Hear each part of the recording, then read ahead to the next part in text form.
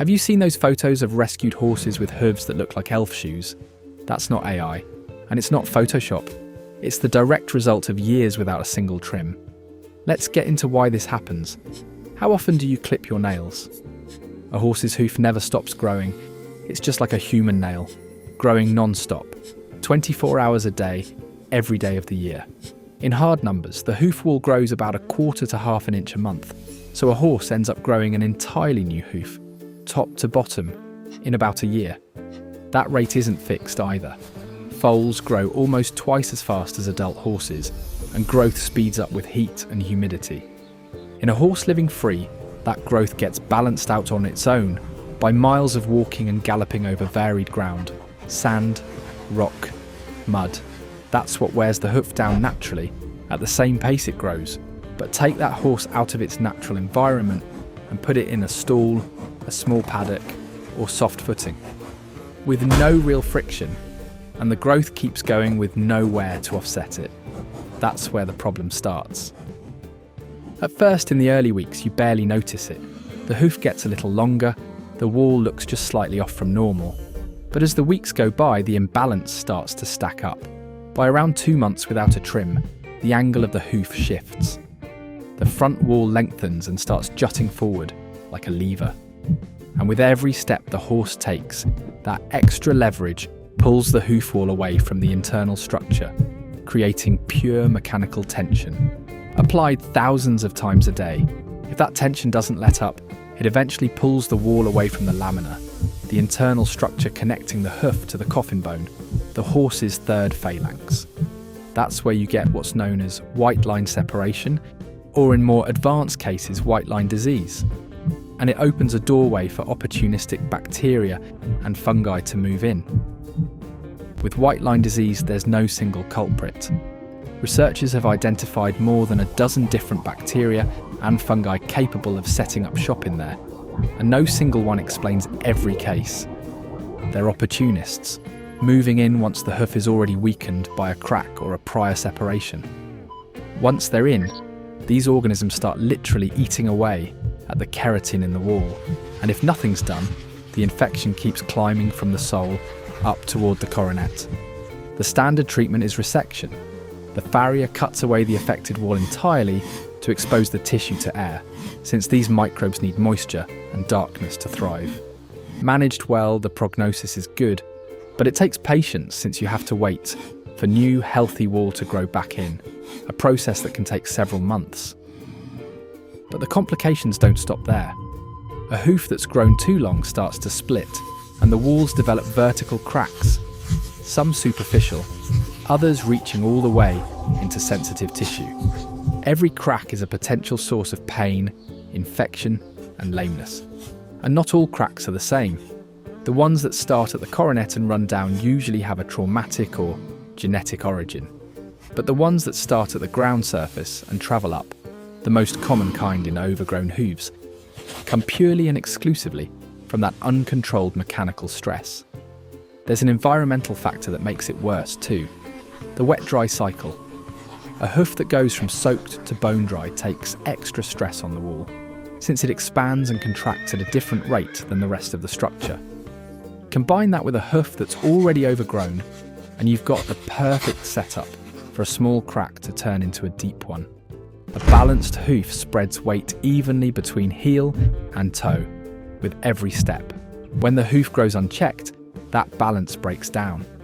The horse starts compensating, changing the angle it lands on, loading the fetlock differently, straining tendons that weren't built to work that way.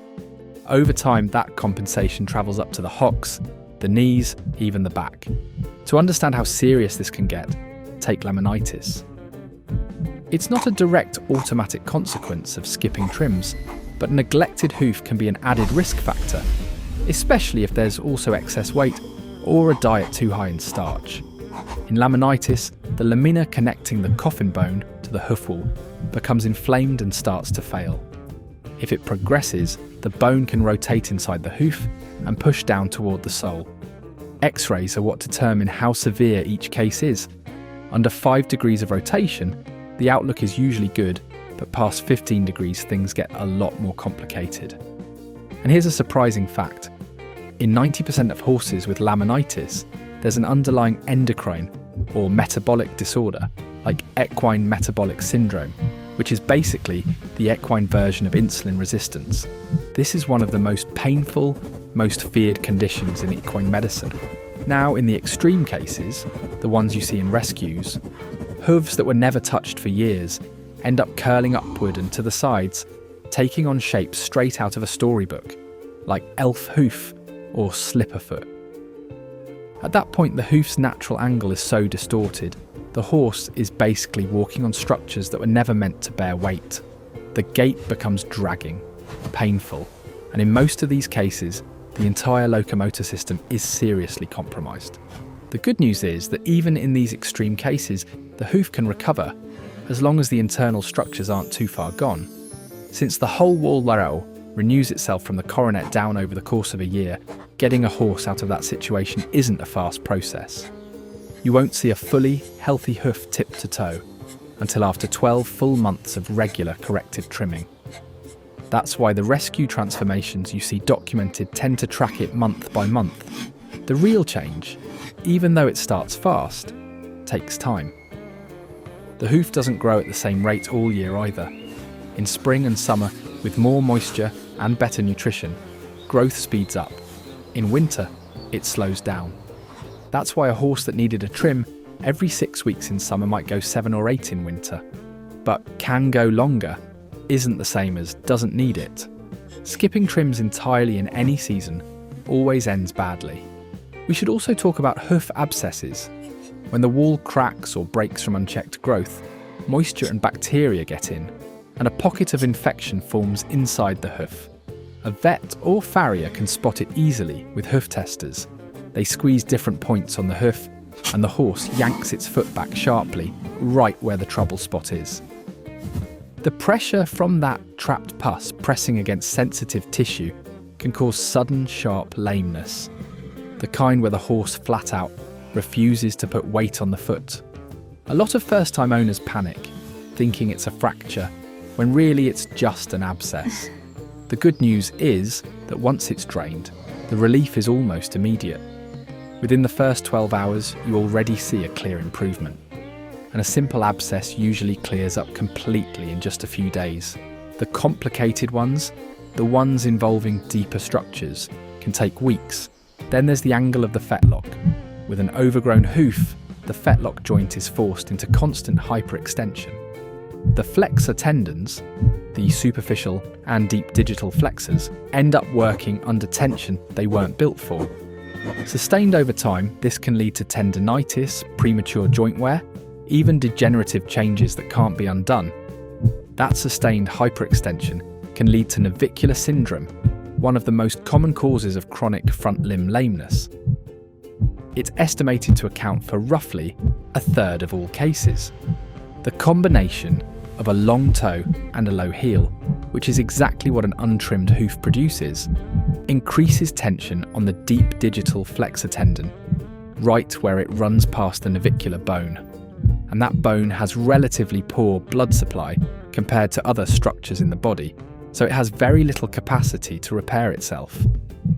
Wild and feral horses, though, Mustangs in North America for instance, barely deal with any of these problems because they cover roughly 10 to 20 miles a day, on average over varied terrain, and that constant movement is nature's own trim. This isn't just a theory, it comes from a real field study. Back in the early 80s, American farrier Jimmy Jackson spent several years documenting the hooves of wild Mustangs in the Great Basin and noticed that these horses had virtually none of the navicular or laminitis problems so common in domestic horses. That observation is where the wild hoof model came from, the foundation of what's known today as natural trimming, or barefoot trimming, the idea of artificially recreating the wear that happens on its own out in the wild. So what's the recommended trimming interval? Most professionals agree on a range of every 4 to 6 weeks for shod horses and up to 8 to 10 weeks for barefoot horses with good hoof quality. Going past that window isn't a small thing. There's research showing that 8-week intervals already produce measurable changes in the load on the deep flexor tendon and in fetlock joint extension. A growing foal, for example, needs more frequent checkups, since any imbalance at that stage can affect bone development for life. Have you ever seen a totally neglected hoof up close? Because it's one thing to see it on video, and something else entirely to watch in person, how a horse's stance changes when something this basic gets ignored for years. As always, if you love your horse, take care of it.